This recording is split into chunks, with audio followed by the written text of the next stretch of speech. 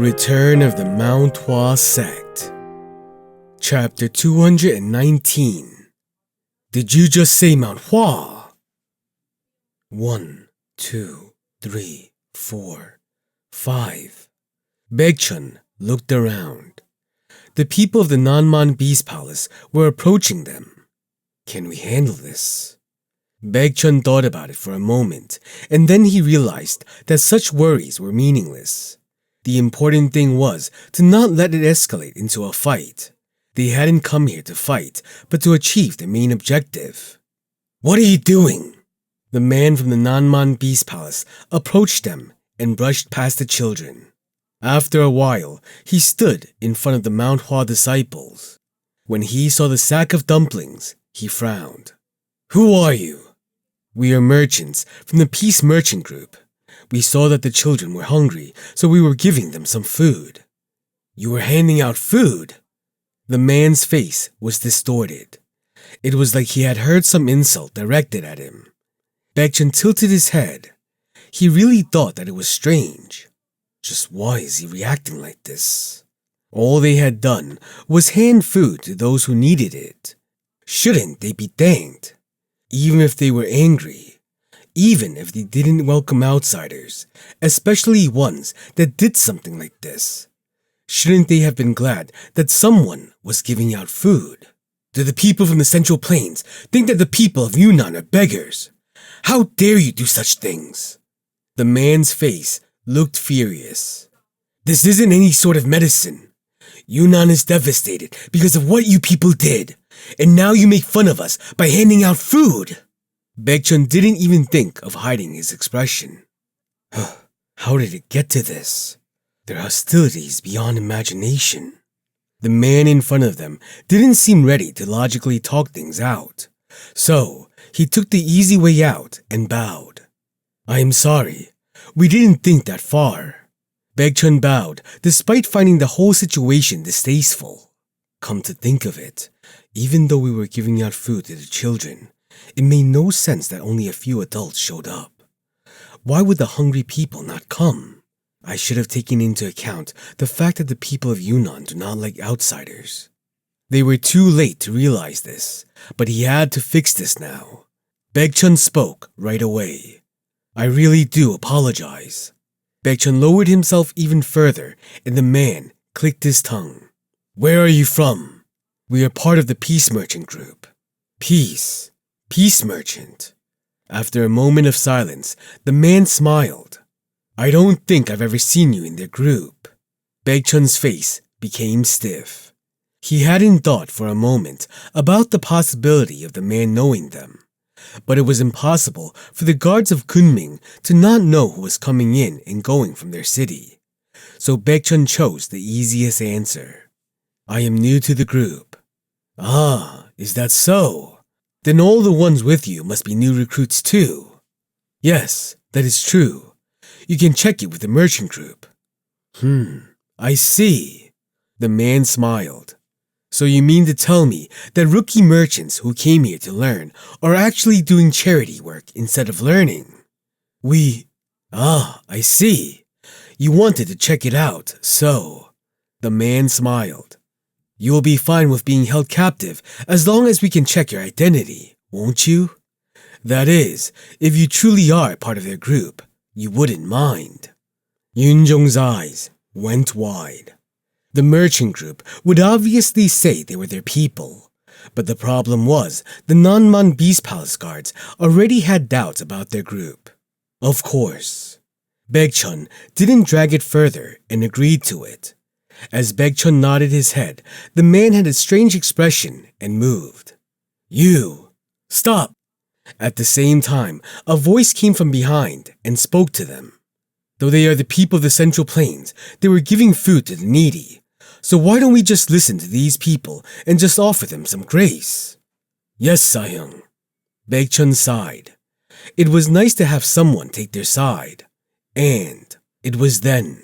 As if he had changed his mind, the man who turned around returned in a flash and pulled out the sword on his waist at the speed of lightning and drew it at Baekchun. And Baekchun reflexively pulled out his blade and blocked it. Kang! Even though the fierce attack was blocked, the man smiled. A warrior. That too, one that is good enough to block my blade, and yet you act like a merchant. Baekchun bit his lip. Excuses wouldn't work anymore. They are suspicious. Catch them. Yes. Baekchun backed away, holding his sword, and the men of the Nanman Beast Palace who were present there slowly began to gather around them. Sasuke, what do we do? The only two choices they had was to either fight or run away. Damn it. Baekchun gave strength to the hand holding his sword. Less than a day had passed, and they had already been found out. They had underestimated Yunnan too much. At that time, Yunjong bowed his head with a sad face. I'm sorry, Sasuke. Because of me. Don't apologize. But Baekchun continued. We decided it together, so we will all bear the responsibility together as well. It didn't matter if it was right or wrong. Baekchun had given them permission, and from that moment, it had become his sole responsibility. At that moment, he cried out, Fight! Sasuke! Jogul drew his sword, and Yunjong put his hand on the side of his waist.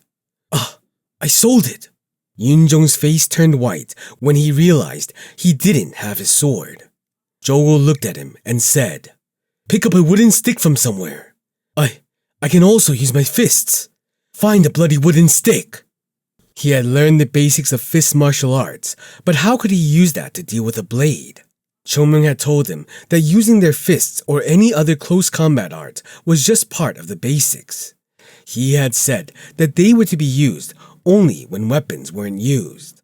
Baekchun's face went stiff when he realized that Yunjong was handicapped. This won't be easy. The pressure put on them from the guards was increasing, and they were coming closer.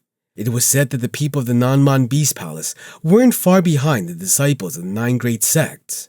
If that was true, then worrying was right. Break through! Yunjong, stay right behind me! Yes, Sasuke! Baekchun pointed his sword ahead. The men there were laughing. Do you think you can really get away? This is Yunnan. You have just 2 options left. One is to die here quickly, while the other is to suffer and die slowly. I don't like either of them. As he said that, Baekchun searched for a way out. For now, we have to get out of Kunming. They could think about the aftermath later. When Baekchun looked back, the people laughed. You are having vain dreams. I will show you what the Nanman Beast Palace is like. Attack them!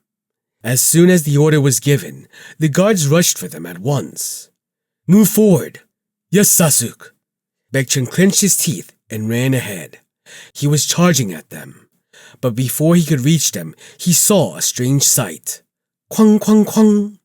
With a huge noise, the men running towards them suddenly bounced back. What? Who is that? Baekchun stood there and felt the hair rising on his body and the cold sweat running down his back. No.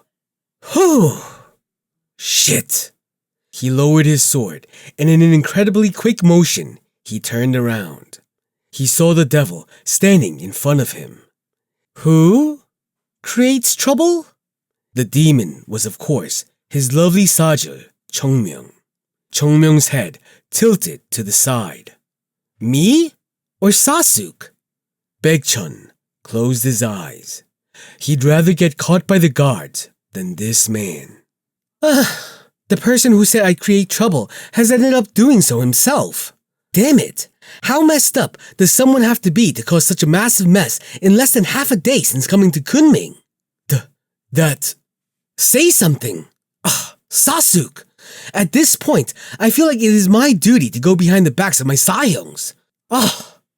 Baekchun, Jogul, and Yunjong trembled. Do you have no conscience even now? No. Why did you have to pop up like a ghost at this time?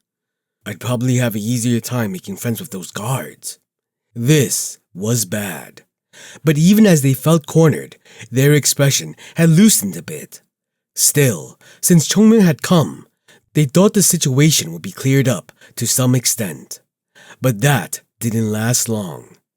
The gaze of Chongmyung turned to one certain place. Where in the fucking world did you sell the plum blossom sword?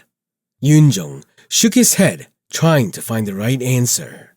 Unfortunately, unlike him, Jogul didn't think for long. A trader. Huh? The food trader. A food trader. Did you really sell it? Chongmyung looked at Yoonjung and Jogul. No. You've done it now. Seeing his gaze, they both bowed their heads. Actually, they could have explained it better if it was to someone other than Chongmyung. The sect's doing just great. Just great, isn't it? It was funny that it was none other than the Nanman Beast Palace guards who ultimately saved the two from Chongmyung, who was becoming more and more furious. Who are you bastard? Chongmyung looked at them as they shouted loudly. Wait, is that bastard asking to die? Who the hell talks like that to someone they've never met? And who the hell are you fucking piece of trash? You. Still, you're probably just some crazy bastard going around calling people bastards, so I'll deal with you later. Chongmyung looked back at his Sahyungs. All three of them were looking at him, but they were constantly avoiding his gaze. And he looked back at Baekchun and said, Don't worry, Sasuk. I didn't create any trouble this time. I said I was wrong. Enough. Stop rubbing it in, you bastard of a Sajil. Chongmyung smiled.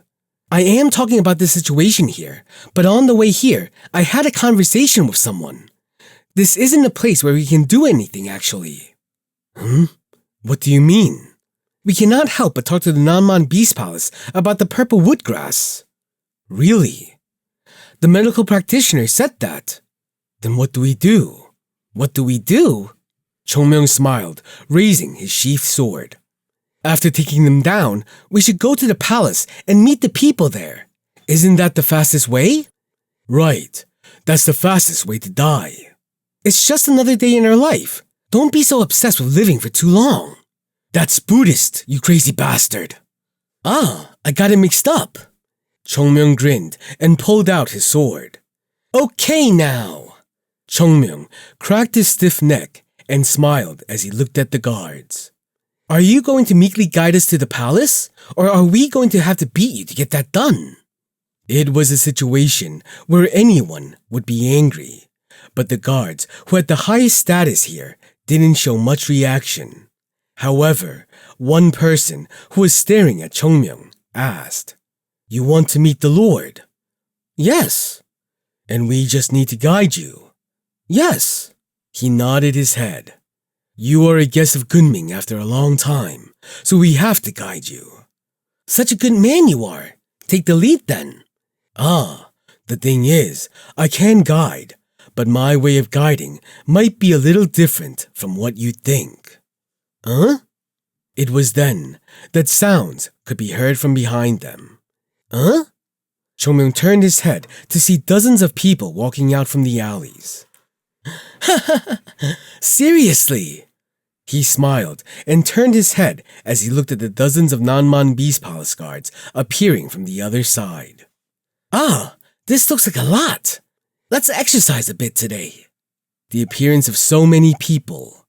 The people walked out of alleys, shops, and some even came out of walls too. Wow, I wouldn't be surprised to see some coming out of the ground by this point. Fortunately, they didn't come from there. Seeing so many people come, even Chongmyung's expression faltered. So you will guide us? Of course. The man smiled.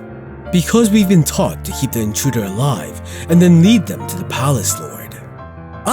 Is that so?